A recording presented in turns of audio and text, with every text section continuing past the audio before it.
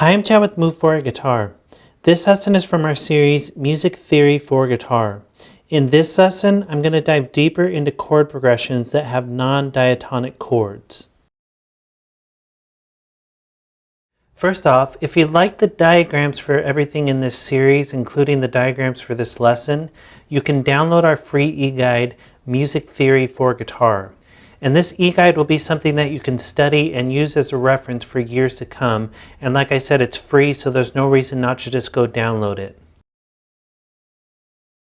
This is part 4.19 from our series Music Theory for Guitar.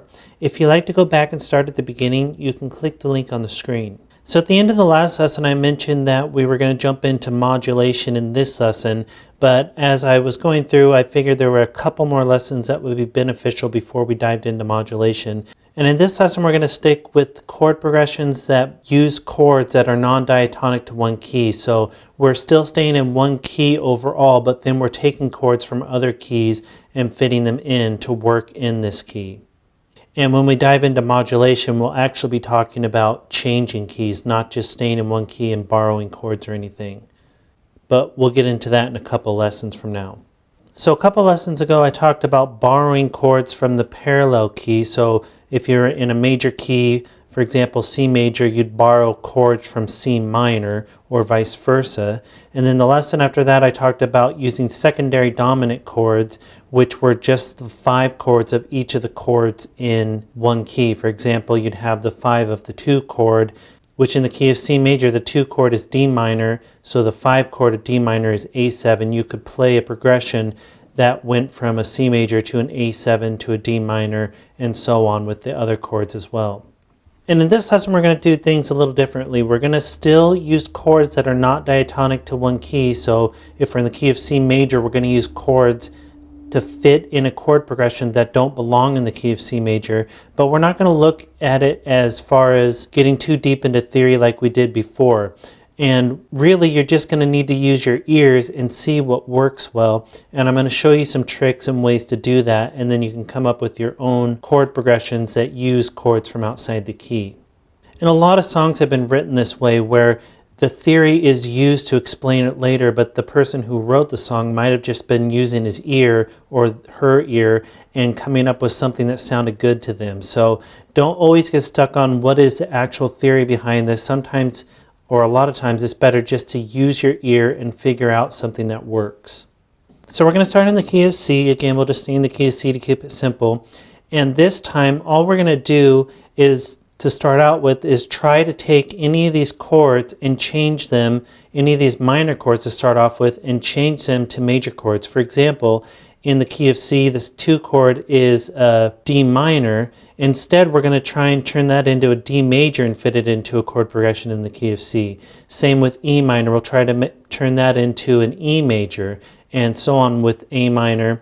And you can do the same with B diminished. You can turn it into a B major, or you could turn it into a B minor.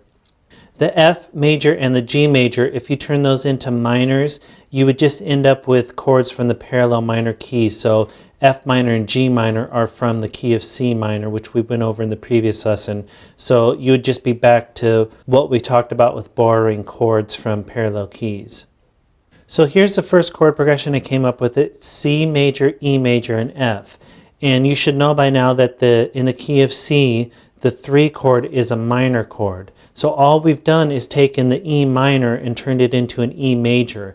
And try this out on the guitar, play through it, and you can see that it has a really unique sound, because going from a C major to an E major doesn't fall in any major key. You're taking this E major from a different key and fitting it into the key of C major, and it creates a unique sound when you do that.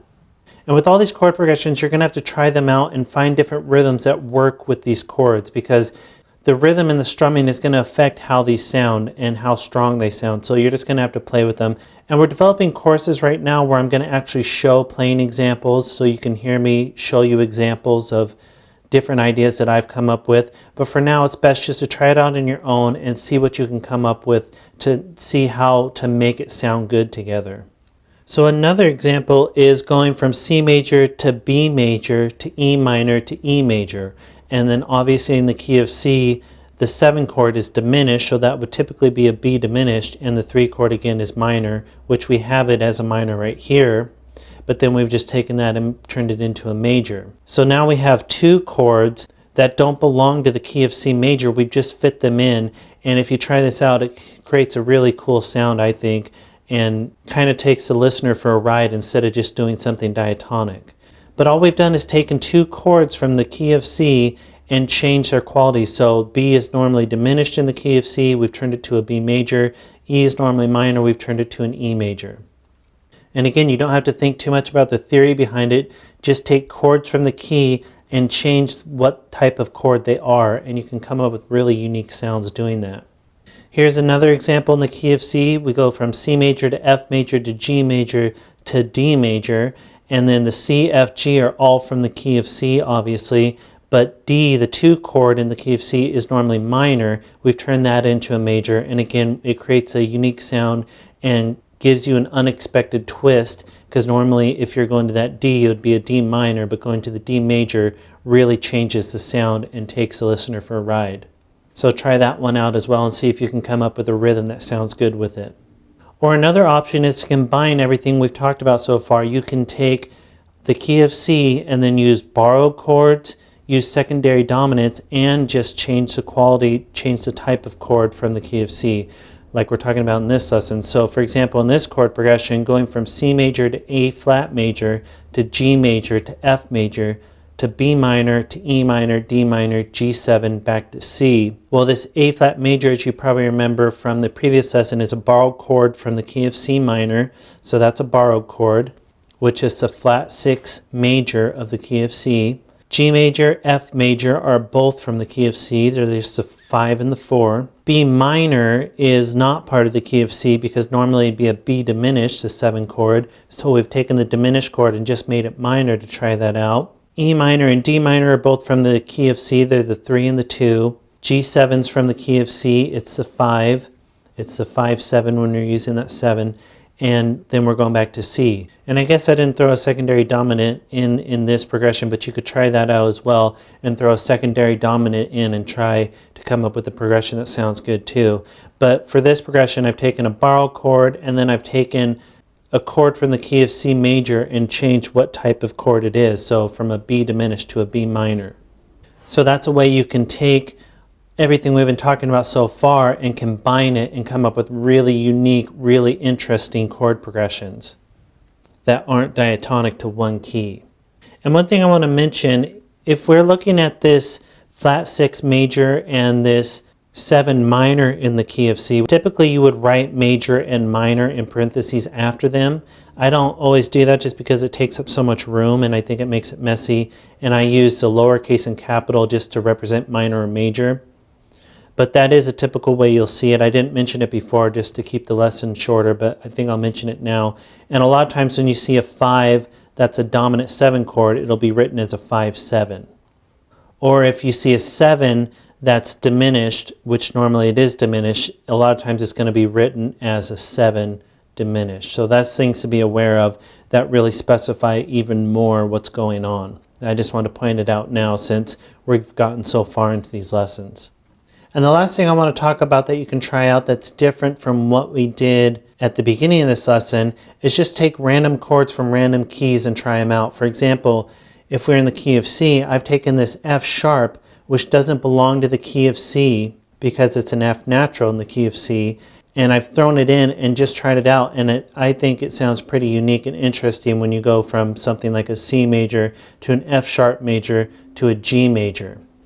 So that's another way you can take chords that are non-diatonic to the key. Just find chords from any key, try them out and see if you can make them work. And don't worry about the theory behind it, just see if it sounds good. And if it sounds good, it is good. So just use it and make it work. And like I said, don't worry about the theory behind it.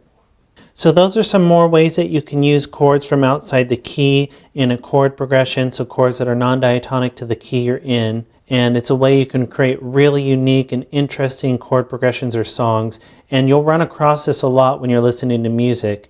It's done all the time. So just try it out. If something sounds good, use it, and you've created something that has more interest than just a regular diatonic progression, because our ears are so accustomed to hearing diatonic progressions, diatonic to one key, that we get really used to that sound and it can become pretty obvious after a while. But if you start switching it up like this, you can create really unique and interesting sounds. And that's not to say that playing in one key is bad. It's not. And if you go out too much, it can just get kind of weird and get jarring. But to do it sometimes and to throw in chords that don't belong in the key can really take the listener for a ride, and like I said, make it more interesting or more unique. So go ahead and move on to the next lesson, where I'm going to talk about something called chord families, and that's going to lead us into the next lesson where we're going to jump into key modulation. So it's a really important lesson and includes a lot of useful information. So watch that lesson. Be sure to download the eGuide. All these diagrams are in there. And be sure to subscribe, because we add at least one new lesson every day.